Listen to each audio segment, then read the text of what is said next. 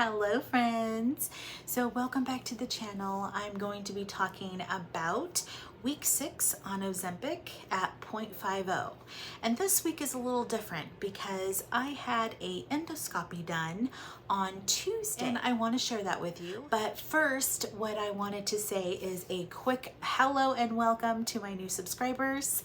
And I wanted to thank Jujubee, Cindy M, and Cindy L for interacting with me in the comments. I love hearing your journeys as well, and also you giving me tips on things that I could add to the videos.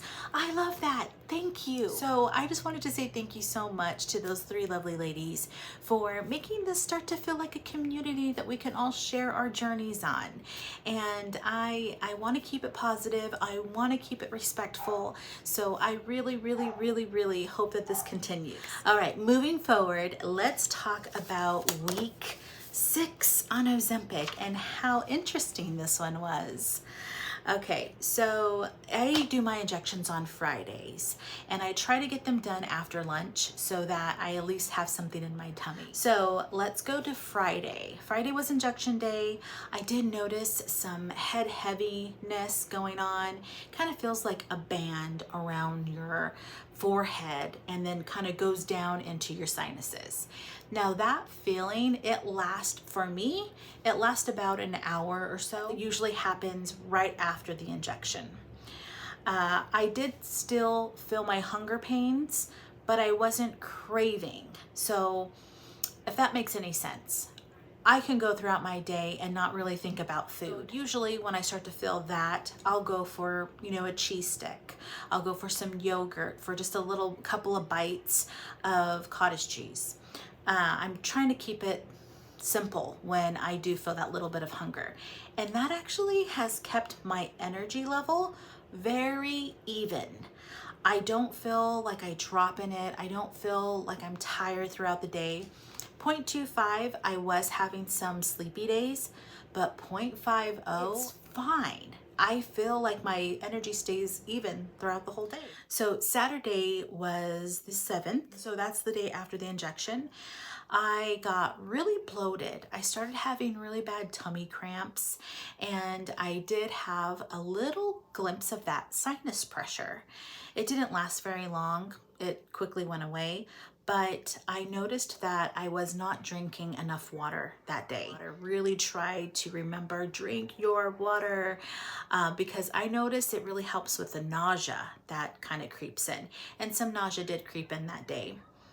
Energy was okay, it was pretty good, but I did notice that there was just some GI issues with the bloating and the tummy cramp. Sunday the 8th, definitely bloated. It felt very uncomfortable. I had gas, I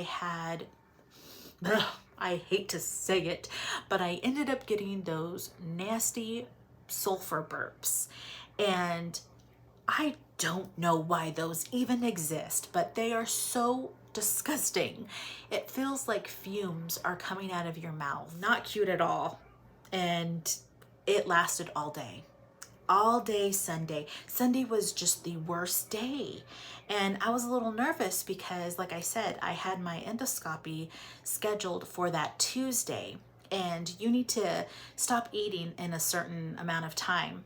And you need to not touch any like over-the-counter medications, no supplements. So anything that I needed to kind of aid my tummy cramps or my bloating, I couldn't take it.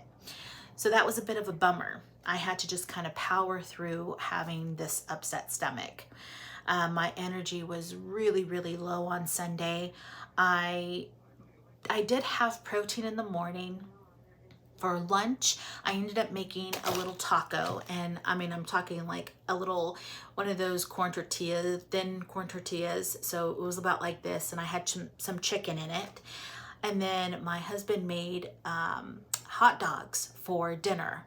And I had 1 hot dog, and I probably ate 3/4 of it. So after that, I really felt just this real discomfort, upset tummy, a little bit of heartburn, I just didn't feel good. I felt really, really tired. I felt like it just weighed me down. So the rest of the night, I really didn't touch anything. All I did was drink my water. On Monday, the 9th, this was the day before my procedure, I woke up and had the worst guts. My insides felt so horrible. I had diarrhea, I had nausea, I had bloating, I had sulfur burps, I had a bit of a headache. I felt so gross. And I ended up just kind of working from home that day because I couldn't get away from my toilet. I could not. Energy was super low, and I had throughout the whole day waves of nausea. I'd have this pounding headache, and for all that day, I just couldn't even drink, I couldn't even eat anything. So all I did was drink. I drank protein in the morning, protein for lunch. I had protein for dinner. And that day I actually had to stop eating at, I think it was 5 o'clock, because I was going to go into my procedure that next day.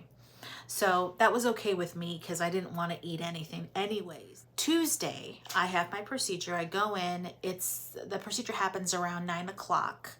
And on the way of wheeling me out, the anesthesiologist says, "Wow, you really had a decent amount of food in there." And I'm like, all I had that was actually solid was a taco and like 3/4 of a hot dog, and then the rest of it had just been soup, like blended soup and protein. So what was still in there?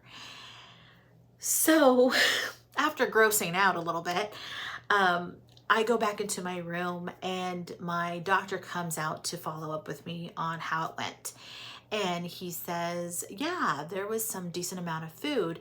And I did tell him, I take Ozempic, it's slowing down my digestion. I do feel it today because I've been battling some gastric issues, in the last couple of days. And he was aware of it and said, okay, if I see anything funky, I'll let you know. Well, he didn't see anything funky other than a decent amount of food. And so he says, well, there was some really slow digestion, and I actually took some of the food out. He took some of the food out. And he's like, clearly, the medication's working because it slowed down by a lot. And I don't know, like, oh my gosh, was he getting like food from Friday or something? Like how long does the food actually sit in there? So I don't know. All I can say is for it to be that slow and for him to actually see it, because I had the protein for the majority of those last like 2-3 days. So I'm not sure what that food situation was, but that's what he said. And that helped me. That helped me know that 0.50 is good. I don't know if I want to go to 1.0 or whatever. I don't think I want to do that. And to be honest, there's such a shortage in getting these pens that I'm afraid once I go on to 1.0 that I'm not going to be able to get pens as easily. So what we decided to do for me is staying on 0.50 until my surgery for VSG. And then hopefully we can get off of all these medications. Again, I'm on Ozempic because of PCOS and insulin resistance and my A1C and glucose being high. So that is why I'm on Ozempic. This weight loss is just an added bonus. Overall health is, I want to get off of everything. But until then, I have to do this. So it is interesting that 0.50 is already just doing such a great job. Then we go to Wednesday. Wednesday was the day after the procedure, and I did still feel gross. I wasn't hungry at all. After all of that, after having those past 3 days feeling really icky, I didn't really want to eat anything, nothing but protein for lunch, breakfast and lunch. And then for dinner, I had a soup, and I made a taco soup and I just blended it. So that's actually on my Instagram if you want to know what I put in my soup. On Thursday, the 12th, that was actually a really good day. I ended up having protein in the morning. I had soup for lunch. And then when I got home, I felt good enough to eat. I ended up making sushi rolls. No burps, no nausea, no headache. My energy was good. Friday which is injection day. Not hungry at all. I really feel that 0.50, that dosage is lasting me all week. Usually on 0.25, I would notice on Wednesday, I would start to get hungry and start to have some cravings. But since I've started this dosage, I just don't feel that lapse. I don't feel like, you know, the medication's wearing off or anything like that. It feels just consistently not hungry and satisfied on very little food. As far as the morning went before my injection, I woke up fine. So I wanted to also talk a little bit about how my eating has changed and how I've noticed when the dosage increases or as the weeks go on, what worked for me in weeks 2, 3, 4, 5 aren't necessarily working for me that new week. Sometimes I have to go back and just kind of remember to listen to what my body is saying. And for me, it's really worked because I was thinking about doing the intermittent fasting, and I was thinking about going keto. You know, all of that kind of comes, it's just by default with me because that is where my mind is used to going. But going through week by week with this, I've just noticed that you're gonna have to turn around and tweak it again anyways, because your body's getting used to this medication, and you're not going to eat consistently the same throughout all of this time. Your body adjusts, and so your eating has to adjust with it. So that's why I've noticed that going back to eating more digestible foods, going with soups that have loaded veggies and you know, that protein. If I get unflavored protein powder and put it in there, that's good too. It doesn't always have to be chicken, beef, or whatever. What I feel best at and what I feel more comfortable energy-wise and physically is sticking to those digestible foods, softer foods. If I were to sit there and have many tacos or a big steak or a big burger, I feel just really icky after it.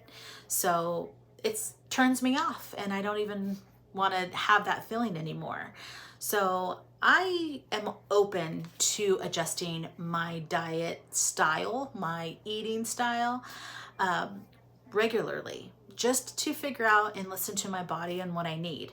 So my advice to you is, if you're having any issues, and again, I'm not a medical provider in any way, but if you're having nausea or you're having, you know, dizziness or migraines or low energy, really consider just 1 week listening to your body.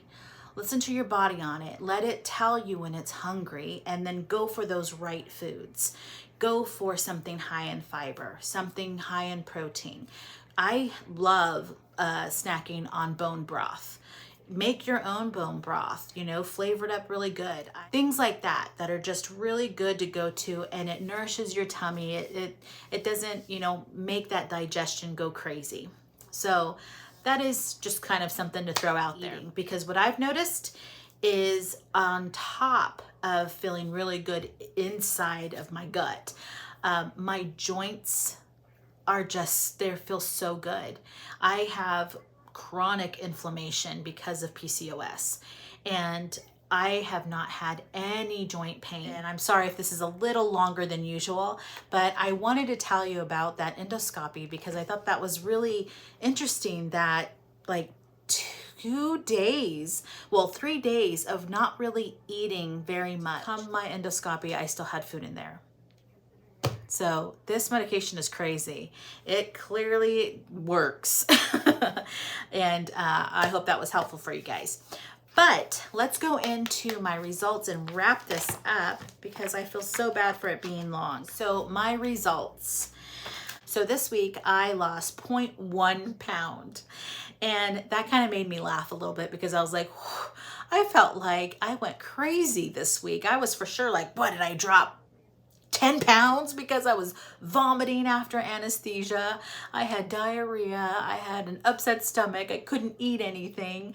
I thought for sure I was going to lose like, you know, a good amount of weight, but I didn't.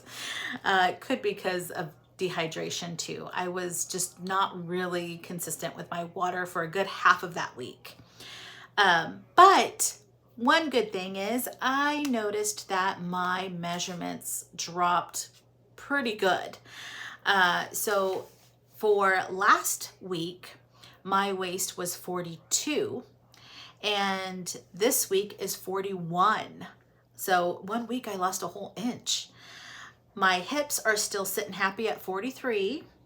My chest is 45, and that's the same as last week. My arms are the same, they're 12. And I did start, I don't know if you want me to mention this little area, but I'm doing it for myself, so maybe I'll just start mentioning it.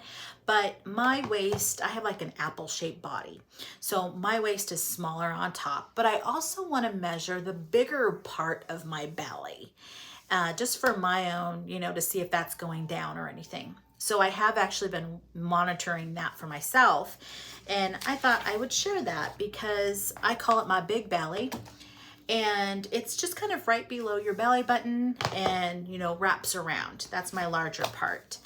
And when I started, I was at 50.5 on my big belly. This week, oh my God, guys, I'm at 47.